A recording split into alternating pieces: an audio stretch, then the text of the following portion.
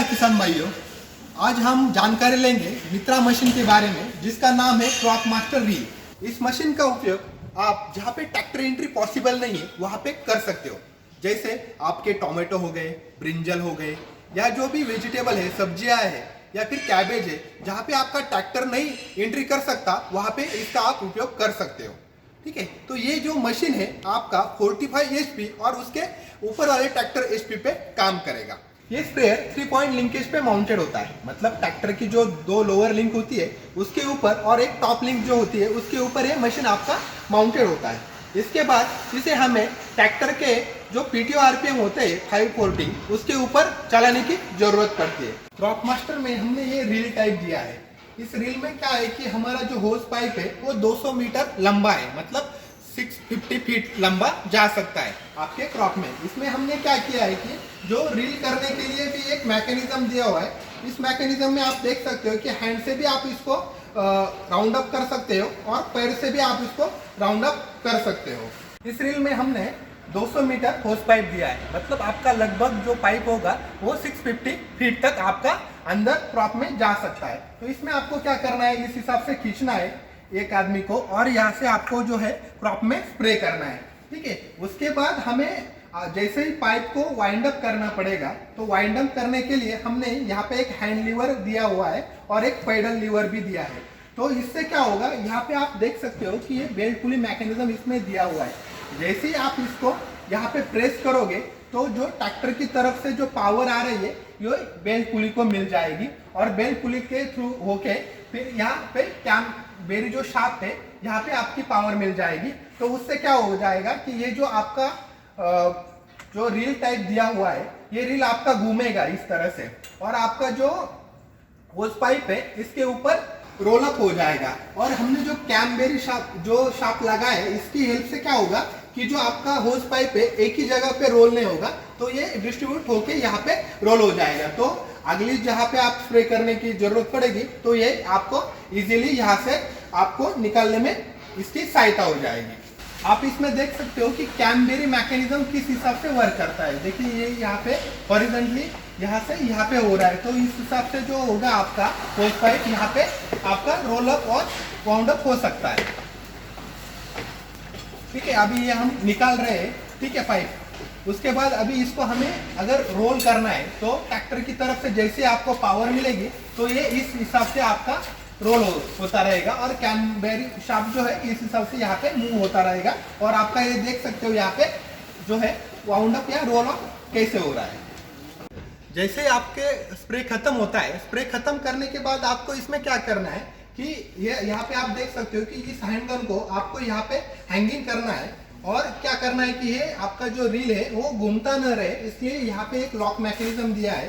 इसको आपको इस तरह से लॉक करना है और इसके ऊपर एक पिन दी हुई है, उसको आपको इस तरह से लॉक करके रखना है ताकि ये रील आपका घूम ना पाए। मशीन में हम क्या करते हैं, ट्रैक्टर की तरफ से यहाँ पे straight angle PTO shaft attach करते हो। स्ट्रेट एंगल से यहाँ पे आपकी जो है वो पावर यहाँ पे पंप में मिलती है।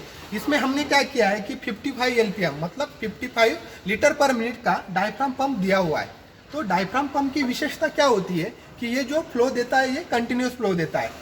तो इससे क्या होता है कि जो आपके दूसरे पंप होते हैं जैसे STP पिस्टन पंप हो गया वो कंटिन्यूस फ्लो नोजल को नहीं दे पाता। तो यहाँ पे हमने ये प्रॉब्लम सॉल्व करने के लिए अच्छा क्वालिटी का डायफ्राम पंप यहाँ पे हमने दिया हुआ है। क्रॉप मास्टर रील में हमने 25 लीटर की रेसिंग टैंक और 10 लीटर के हैंड वॉश टैंक दिए। जो 10 लीटर के हैंड वॉश टैंक है वो हम हाथ धोने के लिए या अदर पर्पज के लिए हम इसको यूज कर सकते हैं। और जो 25 लीटर की रेसिंग टैंक है इसका उपयोग आपको क्या करना है कि मान लीजिए आपका एक स्प्रे खत्म हो गया है तो आपको दूसरा केमिकल का स्प्रे लेना है, तो उस वक्त आपको क्या होता है कि आपको पूरी टैंक को और हाइड्रोलिक सर्किट को क्लीन करने की जरूरत होती है। तो आप रेसिंग टैंक का जो 25 लीटर पानी है वो उस टैंक के लिए और हाइड्रोलिक सर्किट क्लीन करने के लिए आप इस्तेमाल कर सकते हो। और वो इस्तेमाल कैसे करना है ये मैं आपको बताता हूँ।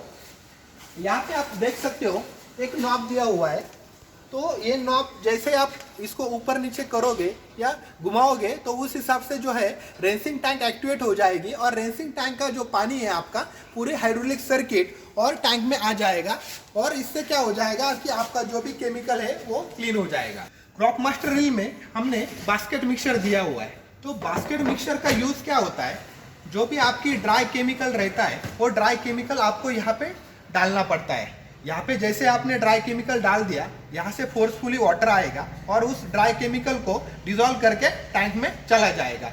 उसके बाद हमने टैंक के अंदर में एजिटेटर भी दिए है। तो एजिटेटर का उपयोग क्या होता है कि जो भी केमिकल होता है आपका, जो ड्राई केमिकल होगा या फिर पाउडर फॉर्म वाला जो केमिकल होता है, वो क्या हो जाता है कि सडन पीरियड के बाद वो नीचे सेटल हो जाता है। तो मिक्सिंग की वजह से क्या होता है कि वो अंदर ही अंदर घुलता रहता है और आपका जो है डोसेज और केमिकल जो मिक्सिंग करने का काम है वो अच्छी तरह से करता है। तो इससे आपको क्या फायदा होता है कि जो आपका पहला प्लांट होता है और लास्ट वाला प्लांट होता है उसमें सही तरह से केमिकल का मिक्सिंग वहाँ पे पहुँचता है। मास्टर रील में हमने 2 टाइप के फिल्ट्रेशन दिए हैं। तो इसमें पहला जो होता है वो सक्शन फिल्टर होता है और दूसरा जो होता है वो लाइन फिल्टर होता है। तो यहाँ पे आप जो देख रहे हो सक्शन फिल्टर है। सक्शन फिल्टर का क्या काम होता है, जो भी टैंक की तरफ से 50 मेश तक के पार्टिकल आते हैं वो क्लीन करने का काम हमारा सक्शन फिल्टर करता है। इसके बाद हमारा लाइन फिल्टर आता है। लाइन फिल्टर में क्या होता है कि जो 50 मेश के बाद जो 80 मेश तक के पार्टिकल साइज होते हैं वो यहाँ पे क्लीन हो जाते हैं। तो आपके जो नोजल की तरफ जो भी पानी जाएगा वो अच्छी तरह से क्लीन होके जाएगा। तो उससे क्या होगा कि आपके जो नोजल है वो ब्लॉकेज या फिर बंद नहीं पड़ेंगे। अभी हम जानकारी लेंगे कंट्रोल पैनल की। तो कंट्रोल पैनल में आप देख सकते हो कि प्रेशर गेज मीटर दिया हुआ है, लीवर दिया है और प्रेशर नॉब दिया है। ठीक है, तो यहाँ पे एक पॉइंटर होता है, तो उस हिसाब से हमें इसको सेट करने की जरूरत पड़ती है। तो यहाँ पे लीवर के ऊपर हमने कुछ रीडिंग दी हुई है। मतलब यहाँ पे देख सकते हो कि 2 लिखा है। 2 मतलब क्या है कि आपके दोनों साइड के जो नोजल है वो ऑन रहेंगे। ठीक है, उसके बाद अगर आप इसको एक साइड पे लेते हो तो आपके राइट साइड के नोजल ऑन रहेंगे और लेफ्ट साइड के जो नोजल है वो ऑफ रहेंगे। सेम उसी तरह से अगर आप लीवर को वापस से इस 1 की तरफ लेते हो तो आपके लेफ्ट के ऑन और राइट के ऑफ रहेंगे। उसी हिसाब से अगर आप इसको आर पे डालते हो, आर मतलब क्या होता है कि बाईपास मोड या रिटर्न मोड, तो यहाँ पे जितना भी पानी आएगा हमारे पंप के हिसाब से जो पानी आएगा वो वापस से टैंक में चला जाएगा। उसके बाद इसमें एक और मोड है, वो सी मोड है। सी मतलब क्या होता है, प्रेशराइज मोड।